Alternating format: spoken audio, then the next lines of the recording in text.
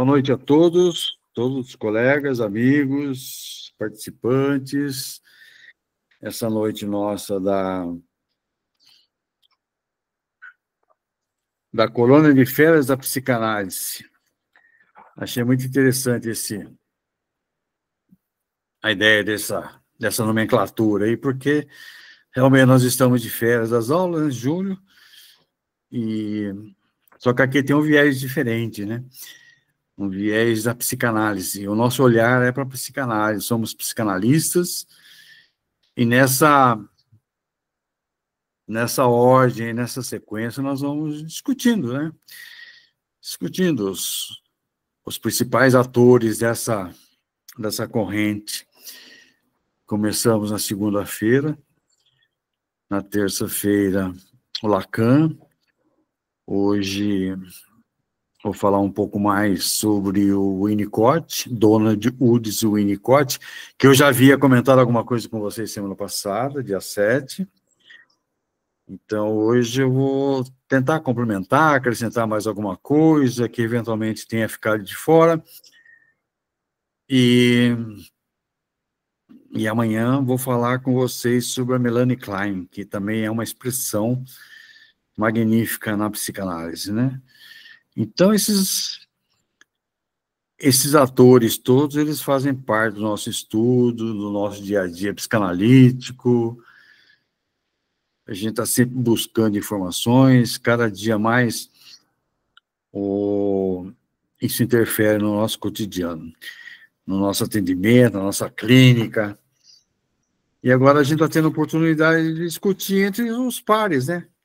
Entre nós aqui, os psicanalistas, os pertencentes à Sobrapa. E eu gostaria de dizer o seguinte para vocês, né, hoje.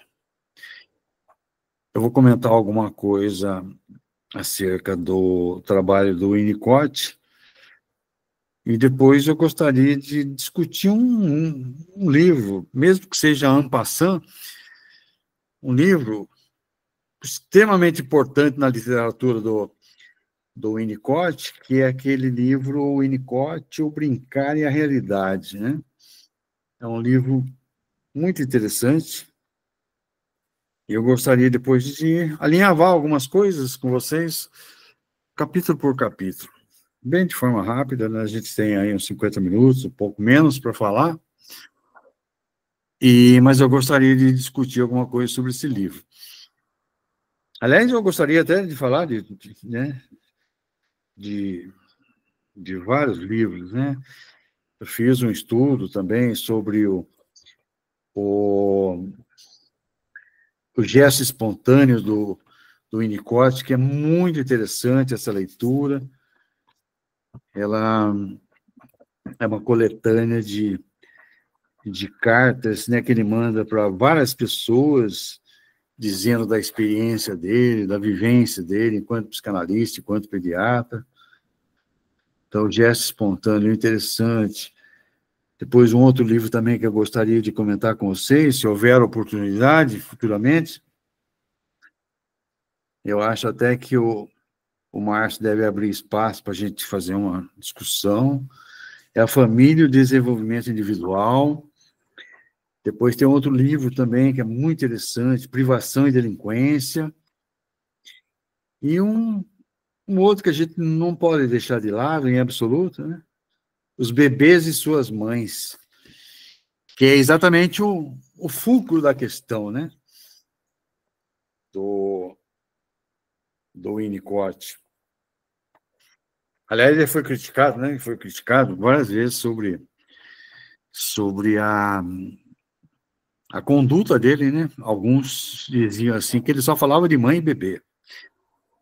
Só falava de mãe e bebê. E o homem, né? E o pai, onde fica, né? Então ele foi questionado várias vezes sobre isso. Mas não é isso que acontece, né? Ele não fala exatamente simplesmente da mãe e do bebê. Aí ele começa com isso, mas ele vai depois, né, desenvolvendo o self verdadeiro, o self falso. espaço facilitador, espaço potencial, mãe suficientemente boa, mãe insuficientemente boa. Então, ele vai falar sobre tudo isso. Portanto, né, não se aceita essa crítica que é feita com ele, que fala só de mãe e bebê, né? Ele tem outras coisas, outras ideias, teorias que nos passam e que nós usamos, né? De certa forma, nós usamos na nossa clínica, nos nossos atendimentos, e nos afeta tremendamente, porque, como ele é calcado na teoria freudiana, ele aprimorou, ele veio depois seguir um pouco as ideias da Klein, mas criou a sua própria teoria e seguiu adiante. E dá certo, né? Vocês podem concordar comigo ou não, mas dá certo. Essa teoria do Winnicott perdura até hoje, né? E acontece conosco, né? Quando a gente faz análise, né? A teoria, a análise e a leitura fazem parte da nossa profissão. Quando eu faço análise com o meu psicanalista aqui, às vezes a gente retoma esses assuntos da infância. É interessante que isso permeia a nossa vida, né? Permeia a nossa vida. Como fomos criados, como fomos, né, tratados na infância, como isso se deu na nossa criancice, né? Lá no início dos nossos dias. Enfim, quem foi o Winnicott? Né? Todos sabem que ele foi pediatra, depois psicanalista, um britânico, nasceu em 1896, faleceu em 1971, portanto, século XX. Trabalhou com crianças, né, evacuadas na Segunda Guerra Mundial. Era membro da Sociedade Britânica da Psicanálise, muito importante. Ele, a despeito das suas concepções sobre mãe suficientemente boa, né? Ele fala, ele cita exemplos, ele traz para nós que a mãe, às vezes, né, a mãe é suficientemente boa quando ela atende as expectativas da criança, do bebê, né? E quando ela não atende? Não é verdade? E quando ela não atende? Ela é insuficientemente boa. Ou seja, o primeiro objeto que a criança se defronta no seu início é o seio materno, né? Haja vista que, às vezes, algumas mães, né, recusam dar de mamar para o bebê porque elas têm outras atividades. Ou vão atender aos maridos, ou vão cuidar dos afazeres domésticos, ou tem uma lição para fazer, ou ela faz faculdade, estuda, tem um trabalho para desenvolver, então acaba deixando o bebê de lado e não dá mamar para o bebê naquele horário que a criança chorou, né, pedindo alimento. Então, ela se torna uma mãe má, né? Você tem a mãe boa e tem a mãe má, aquela mãe que não atende a criança. Então, ele trabalha muito bem essa questão, né? O Winnicott é muito preciso nessa análise que ele faz e traz para nós, né? E como é que fica, né? Às vezes até a figura do pai, né?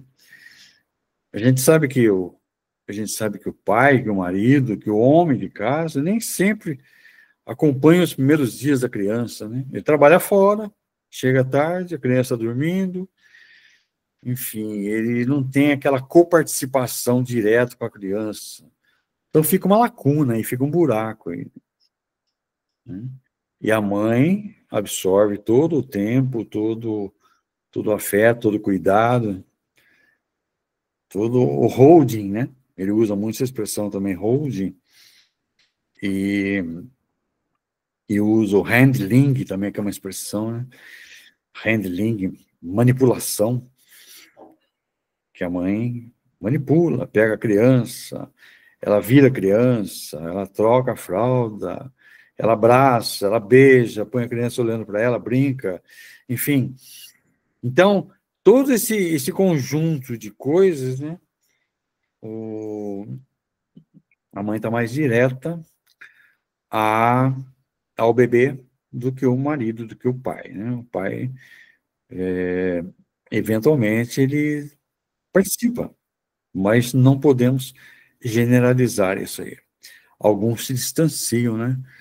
Uma questão ou outra, às vezes ele quer descansar, quer dormir, a criança chorando, ou qualquer coisa parecida, ele acaba não dando aquela atenção, aquele afeto.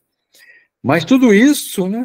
Tudo isso interfere na, na movimentação da criança, né? Na, na formação da personalidade, na formação da identidade da criança. Tudo isso mostra, de alguma forma, como a criança vai lidar com o seu interno e com o seu externo, né? Então, o Winnicott tem um elemento interessantíssimo que ele coloca, que ele traz para nós, né, que é o objeto transicional, né? Que é aquele objeto que a criança manipula, que a criança brinca, uma boneca, um carrinho, um, um paninho, né? Uma fralda, um cobertorzinho. Então, quando o Winnicott trabalha essas questões, ele traz para nós esse objeto transicional. É um objeto o primeiro objeto transicional que é apresentado para a criança é o seio materno, né? É o seio materno, com quem ele se identifica. Porque no começo é uma coisa só, né? No começo é a criança, a mãe, o seio é uma coisa só, ele não distingue o externo, né? Aos poucos, depois de alguns meses, depois de 6 meses, ele começa a sentir que há alguma coisa fora, né? Que não é aquilo só que está no seu espaço. Então, o Winnicott, ele traz essas expressões, né? Só para não ser repetitivo, mas é que nós guardemos isso aí, né? Que essa sequência de nomes que ele usa, né? Que é a mãe suficientemente boa, que é exatamente o objeto transicional, que é o espaço potencial, né? O espaço, o ambiente. O ambiente é uma coisa muito importante nesse contexto, né? O ambiente tem que ser um ambiente reforçador para a união, para a aceitação da criança, para a interação dela com o outro, né? Então, o ambiente, ele chama de ambiente facilitador, espaço facilitador, é um ambiente potencial, e isso depois ele vai trazer, ele vai trabalhar muito bem a questão do verdadeiro self e do falso self, né? O falso self, ele mascara um pouco. O falso self é aquele que traz a criança para dentro de si, ela não põe para fora, né? E quando ela se relaciona bem, aí nós defrontamos com o verdadeiro self, né? Si mesmo. Então, toda essa questão que o Winnicott traz para nós interfere na vivência da criança, né? No crescimento individual. E a necessidade de uma adaptação ativa da mãe às necessidades do bebê. Participação ativa. Mesmo que seja o holding, que é a sustentação, né? Segurar a criança, né? Até tem uma expressão, às vezes as pessoas falam assim, vou pegar a criança no colo, né? Quando a gente fala pegar a criança no colo, É interessante isso, né? Porque colum em latim é pescoço, né? Colum, pescoço. Daí deu colar, colarinho, torcicolo. Então, a origem dessa palavra pescoço, né? É colum. Pegar a criança no colo não é deixar a criança sentada no seu joelho, na sua perna, mas a criança, você pega a criança e ela segura no seu pescoço. Normalmente ela se apoia. Então, essa expressão pegar no colo é uma expressão que ela está dentro desse holding que é a sustentação. E a mãe vai trabalhando com a criança, vai dando o seu afeto, o seu carinho, vai beijando, vai abraçando, vai trocando fralda. Essa aproximação, ela vai, de certa forma, minimizando as frustrações graduais que são oferecidas ao longo da maturação da criança, né? Da maturação, do amadurecimento da criança. Então, ela vai lidando com suas frustrações já nessa idade, que é a base do desenvolvimento do verdadeiro self. Aquele self que você usa, né, desde cedo para depois, ao longo da vida, você vai usar isso aí, de certa forma, para enfrentar a sociedade, enfrentar uma escola, um professor, o serviço, né? Então, você tem isso bem sustentado, bem sedimentado em você. Às vezes, nós pensamos assim, essa criança ela foi bem criada, né? Ela foi bem educada. Mas em que termos nós colocamos isso, né? Em que termos nós colocamos isso? A criança foi bem educada, foi bem tratada. Será, né? Será que não ficou ali um buraco, uma coisa que faltou, que eu não consigo detectar depois? Puxa vida, onde eu falhei, né? Se eu fizer um exame de consciência, a minha criança oferece alguns conflitos emocionais. Como é que eu aceito isso? Como é que eu vejo isso, né? Onde reside essa questão, né? Então, é muito interessante. Eu gosto do Winnicott porque ele traz para a gente uma coisa assim que mais tarde, né? Mais tarde, a gente adolescente, velho mesmo, adulto, a gente começa a pensar algumas coisas, né? Puxa vida. Eu me lembro que acontecia isso quando eu era criança, tal, um pouquinho mais de idade, mas que passou, né? Passou ao longo da vida. E na idade adulta tem reflexos. Então, lendo o Winnicott nessas suas obras, a gente percebe que a atualização disso é uma coisa extremamente que nós vivemos no dia a dia, no nosso cotidiano. Está conosco. Nós não fugimos disso. Esse holding, essa sustentação, ela se dá de forma física e emocional, né? Física, tratamento físico. Às vezes a criança, né, adoece, tosse, tem uma gripe, alguma coisa, então eu trato, dou remédio.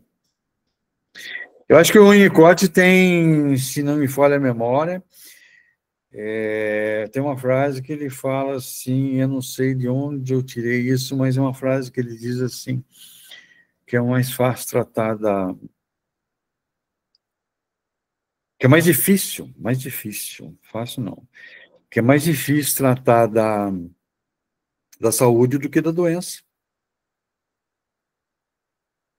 Aí eu pergunto para vocês, né, por que isso, né? Por que é mais difícil tratar da saúde? Porque a saúde exige mais, né? A criança, quando tem saúde, ela pula, ela brinca, ela corre, ela berra, ela, ela se diverte, ela anda para lá, vai para cá, e tem uma vitalidade que parece incontrolável às vezes, né? Às vezes nós falamos assim, nossa, como essa criança é agitada, né? ela corre, ela não para, ela está descobrindo o mundo. Para ela, a brincadeira, o brincar, né? O brincar da criança é extremamente importante na evolução da personalidade da criança. Ela brinca, ela se diverte, ela é criativa nas brincadeiras. Então, ela... Aliás, brincar vem do latim, brincare, né? Que tem até um significado latino que é vínculo, né? Brincar significa vincular. Vincular o que a quê? Quando a criança brinca, se eu entrar na brincadeira da criança, do tipo, acompanhar um caminhãozinho, a criança brincando com um caminhãozinho com uma boneca, né? O que aquela boneca significa para a criança? Pode significar uma realização, um sonho, uma criatividade. Dali surgem algumas coisas, né? Criativas. Até isso pode redundar numa escolha profissional futuramente. Criança que gosta de brincar de cozinha, né? Criança gosta de cozinhar, tem as panelinhas, tem fogãozinho, ganha lá de presente uns brinquedos, né? Que se referem exatamente ao cotidiano, à cozinha da mãe. Então, ela visualiza isso na cozinha da mãe, tem os brinquedos, ela faz uma simbiose, né? Ela fala, puxa vida, isso é igual aquilo lá. Então, ela compara, né? A imaginação dela, a fantasia dela, a criatividade dela com o real. Então, é uma simbiose, é um diálogo entre o interno da criança e o externo, né? É a realidade. Então, esse brincar é muito importante, né? Brincar, vários sentidos. E o ambiente, né? O ambiente onde a criança vive, o ambiente onde a criança vive é muito decisivo no desenvolvimento psíquico da criança, né? Às vezes ela depara com comportamentos aversivos fora dela, né? Ela ouve uma discussão, uma separação, uma briga, um tapa que alguém dá, um irmãozinho dá no outro, alguma coisa, e isso tem uma importância na previsibilidade da sua formação personalística, né? E paninho, né? Esse objeto tradicional, um paninho que ela carrega, um brinquedo, uma chupeta, né? Eu me lembro que o meu filho, quando era pequeno, ele tinha o hábito de pegar a chupeta e ficar passando no nariz, né? Ele pegava a chupeta e ficava passando no nariz, assim, ó, a chupeta, até ele dormir. E aquilo, para mim, 50 anos atrás, não significava nada, né? O que será, né? O cheirinho da chupeta, né? Isso é uma identidade, é uma ligação, né? Há um diálogo do cheiro da chupeta, talvez com o leite, talvez com a mãe, talvez com uma ponte, né? Esse brinquedo, ele faz uma ponte, estabelece uma ponte com a mãe. Às vezes, na ausência da mãe, aquele objeto substitui, né? Do tipo, minha mãe está aqui comigo. Embora não esteja, mas a minha mãe está aqui comigo, pelo objeto transicional, né? Então, esse espaço onde a criança vive e o brincar dele, vou comentar daqui a pouco alguma coisa do livro aqui, o brincar e a realidade. Esse brincar da criança é uma criatividade emergente, né? É uma criatividade emergente. Isso, para a vida cultural, é simbólico, né? Mais tarde, isso pode ter uma repercussão muito positiva. Quando ele fala do verdadeiro self, né? O verdadeiro self é espontâneo, criativo, autêntico. E o falso self é a adaptação excessiva às expectativas externas. A adaptação excessiva, ou seja, ele acaba sufocando isso, né? Ele se preocupa, não vou usar essa palavra, se preocupa, que é muito pesada, mas assim, ele tem expectativa, né? Tem expectativa. O que vão fazer comigo, né? O que me espera? Aí ele retém isso, né? Então, mas há um risco de alienação aí emocional. E a, a escuta empática e não interpretativa, no setting terapêutico, por exemplo, né? Às vezes a brincadeira, eu tenho um desenho aqui, eu separei para mostrar para vocês. Eu tenho um desenho de uma paciente minha de 6 anos, ver se vocês conseguem visualizar alguma coisa aqui. Deixa eu ver. Deixa eu ver. Vocês conseguem visualizar alguma coisa? O que vocês conseguem ver nesse desenho aqui? Deixa eu ver aqui. Um passarinho. Percebe um homenzinho, um homem e a mãe de saia e ela pequenininha aí. Aqui assim, né?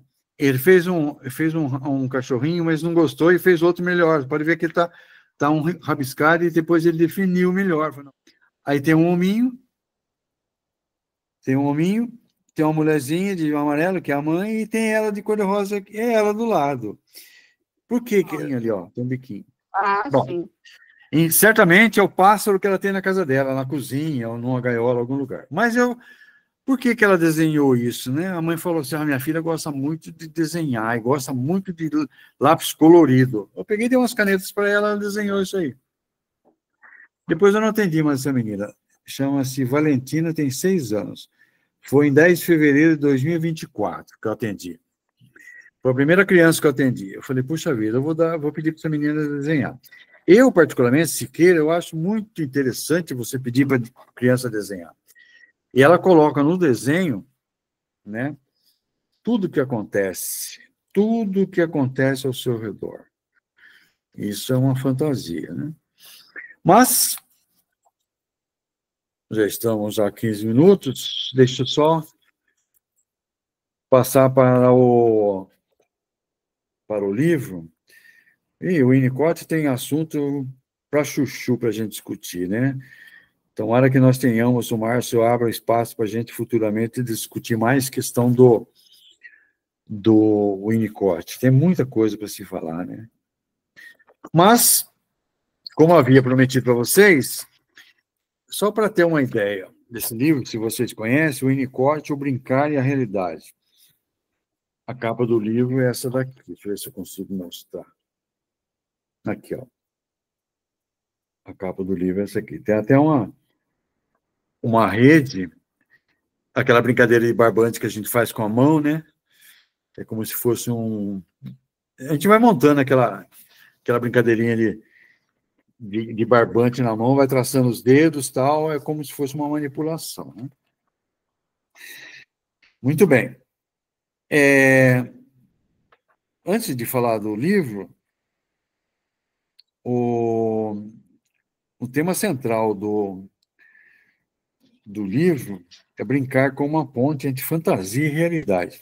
O Winnicott argumenta que o brincar ocorre em um espaço intermediário, o chamado espaço potencial, onde a criança pode experimentar, criar e se expressar livremente, sem as exigências da realidade externa, nem o isolamento da fantasia pura. Então, espontâneo, né? Aliás, até a espontaneidade, ela é aflorada aí, né? Espontaneidade, criatividade. Enfim, não vou ser repetitivo, mas assim. No capítulo 1, ele fala o Winnicott introduz a ideia de que o brincar é uma atividade fundamental para o desenvolvimento emocional. Então, como eu disse para vocês, que o brincar tem um significado não muito longínquo, mas um significado de vínculo, né?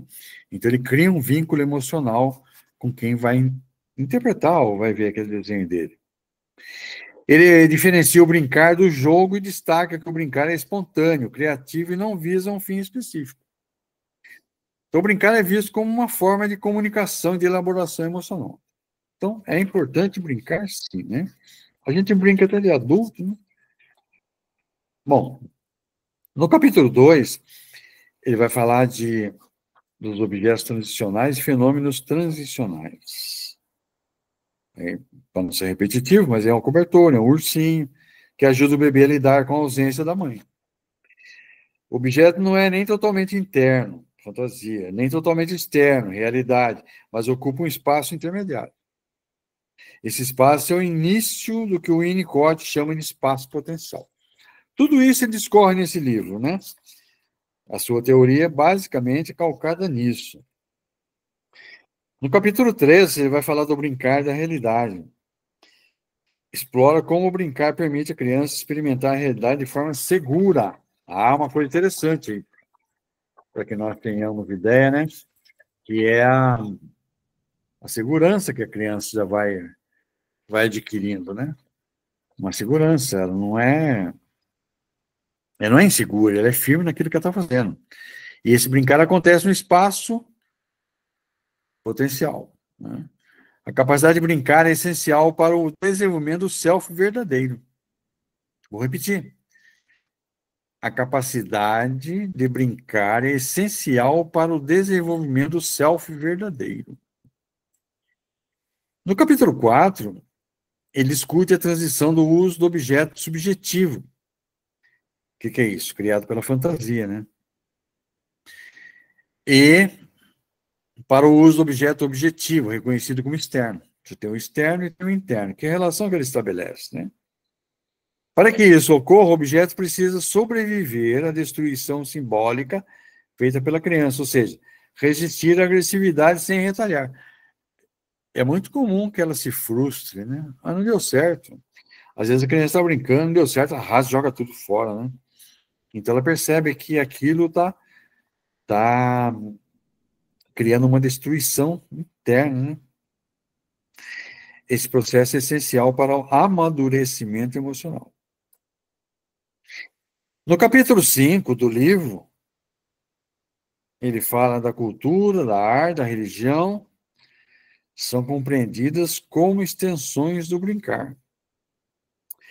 A experiência cultural também ocorre no espaço potencial entre o indivíduo e a realidade compartilhada.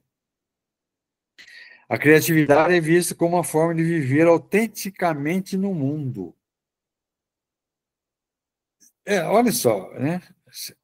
A criança está naquele mundinho dela ali, naquele espaço pequeno. Como ela visualiza o externo, a sociedade, outras pessoas, né? Como é que isso cresce na criança, né? Nesse ambiente, como é que ela se relaciona com coleguinhas? Então, tem todo um entorno ali, que começa pela mãe, pelo pai, pelos familiares, depois se estende, e isso vai ter sua repercussão lá na frente, lá na escola. Às vezes a criança não se relaciona bem na escola com os coleguinhas.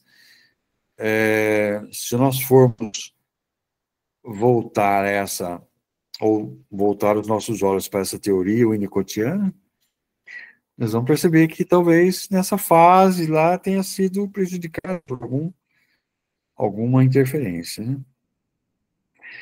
Muito bem.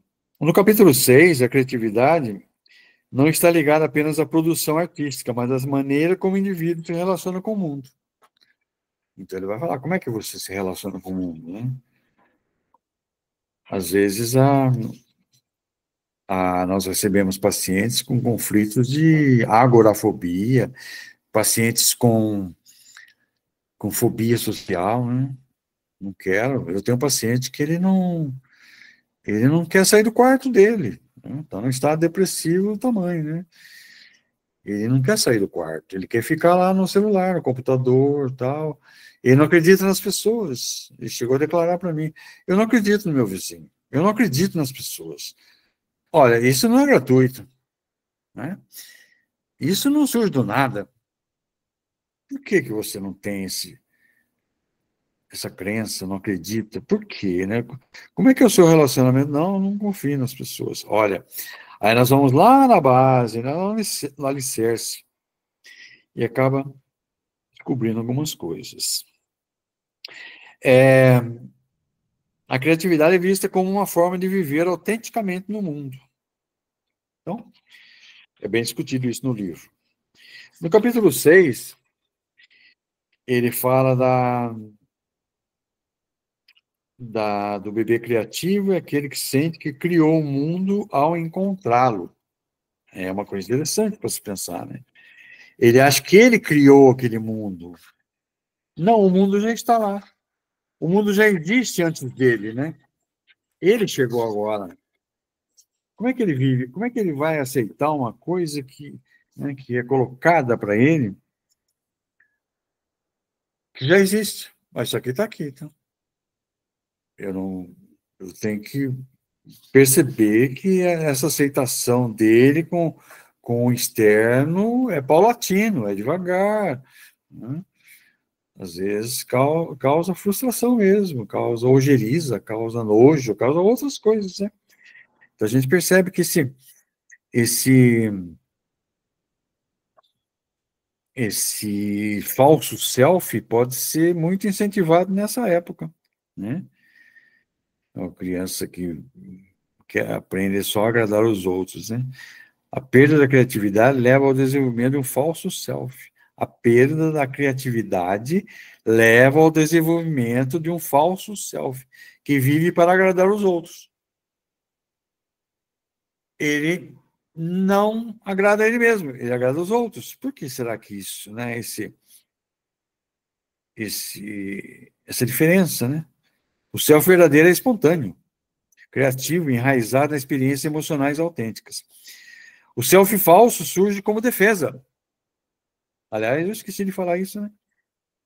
O self falso é uma autodefesa, especialmente quando o ambiente falha em reconhecer e sustentar o self verdadeiro. Então, se eu não aceito a criança como ela é, eu acabo reforçando o self falso, né? Ou seja, ele fala, olha, eu vou me defender disso, né? As pessoas não gostam de mim, como é que eu faço? Eu vou me garantir. Como é que eu me garanto, né? Estar só na presença de alguém confiável é um sinal de maturidade emocional. Essa capacidade se desenvolve quando a criança internaliza a presença segura da mãe. Olha que espetáculo isso aqui, ó. Capacidade desenvolve quando a criança internaliza a presença segura da mãe, né? É uma base para a autonomia e a criatividade. A criança adquire autonomia, já começa a adquirir autonomia, espontaneidade, criatividade nesse laço aí, né? Nessa simbiose que eu disse da mãe suficientemente boa. No capítulo 9, ele vai falar do brincar na psicanálise. A psicanálise é vista como uma forma de brincar entre analista e paciente. Aí você pergunta assim para mim, peraí, o analista brinca com a criança? Ué, brinca. Ele entra na brincadeira. Ele entra na brincadeira sem impor os seus gostos, né?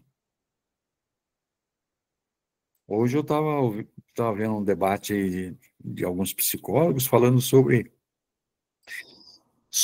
a questão perguntando se a pessoa era evangélica, se era psicóloga evangélica.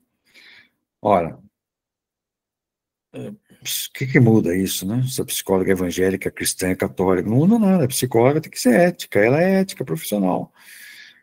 Não tem que interferir. Se ela não tem que interferir no paciente, questão das crenças, isso já começa lá atrás, né?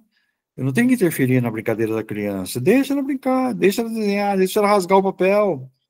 Tudo isso tem um significado. Por que ela rasga o papel? Por que ela rabisca? Por que ela só usa a cor escura? Por que ela só começa a desenhar, escrever no canto esquerdo, no canto direito da folha? Tudo isso tem um significado, né? Então eu entro na brincadeira. Isso é importante. O setting analítico oferece um espaço potencial para o paciente poder experimentar, criar e se transformar. O analista precisa ser suficientemente confiável para sustentar esse espaço. Então, às vezes, né, às vezes o analista se perde nessa questão, porque aí eu vejo a riqueza do profissional, né? A riqueza de conteúdo do profissional, do psicólogo, do psicanalista, que trata criança, trata adolescente, trata adulto, sem interferência, né? Sem querer ditar regras, né? E eu escutei uma coisa outro dia, sem ditar o seu douto saber, né? Às vezes acontece isso, né? De você mostrar um conhecimento profundo, começar a falar, né, para o seu paciente, do Freud, da Melanie Klein, do Bion, do Lacan e tal. Para o paciente isso aí vai soar com vazio, né, com nada. O que é isso? Por que você está falando tudo isso, né? Dependendo do seu paciente, você pode até alinhavar alguns comentários. Mas, às vezes eu me pego assim, só fazer uma revelação para vocês, para a gente fechar a conversa de hoje. Às vezes eu me pego dando aula de português. Do tipo assim, por exemplo, apareceu a palavra procrastinação, né? Apareceu a palavra procrastinação na nossa análise, que a pessoa se colocou assim, nossa, eu deixo tudo para amanhã. Tudo que me pede fazer, eu deixo para amanhã. Meu chefe me pede para fazer uma tarefa, eu falo, amanhã eu faço isso. Eu falei, isso tem um nome, eu falei, isso tem um nome, procrastinação. Mas aí, né, dentro daquela presunção de saber, né, eu falei, procrastinação. Cras, em latim, significa amanhã. Então, procrastinação, deixar para amanhã. Ainda dei um exemplo para ele ainda. Se você pegar aquele santinho do Santo Expedito, eu até tinha aqui na minha mesa, aquele santinho do Santo Expedito está assim, ele está, que alguém que conhece esse santo, é um centurião romano que queria converter-se ao cristianismo. Ele está segurando uma plaquinha assim, erguendo uma plaquinha, acho que é um crucifixo, está escrito Odie. E no pé dele, no pé do anjo, do centurião, está escrito Cras. E ele está pisando num dragão, que simbolicamente, se alguém acredita ou não, mas simbolicamente é o demônio, né? Ou seja, ele está pisando na cabeça do demônio, e o demônio está falando, crass, deixa para amanhã. E ele está falando, não, hoje, ódio em latim é hoje eu vou me converter. Aí o demônio está falando, deixa para amanhã, deixa para amanhã, deixa para amanhã. Então eu expliquei isso aí para o meu paciente, depois eu fiquei pensando, terminada a sessão, eu fiquei pensando, para quê, né? Para que dar essa aula, entre aspas, para o meu paciente, né? Isso aqui é análise psicanalítica, não é aula de português, nem de latim, de nada. Mas eu fiquei pensando, falei, puxa vida, mas até que ponto isso soa para o meu paciente, né? E assim, às vezes acontece com a criança, né? Às vezes a gente quer brincar e quer dar a regra do jogo. Não, não é assim que brinca. Eu vou jogar dama, eu vou ensinar a criança a jogar dama, não é assim que brinca. Primeiro você muda essas peças. Deixa a criança criar, fazer o que ela quer fazer. E a gente vai orientando aos poucos, orientando aos poucos. Mas é isso aí, meus queridos. Obrigado por vocês me ouvirem. E estou à disposição para qualquer pergunta. E, Márcio, encerramos por aqui nosso bate-papo de hoje. Obrigado, queridos, pela atenção de vocês.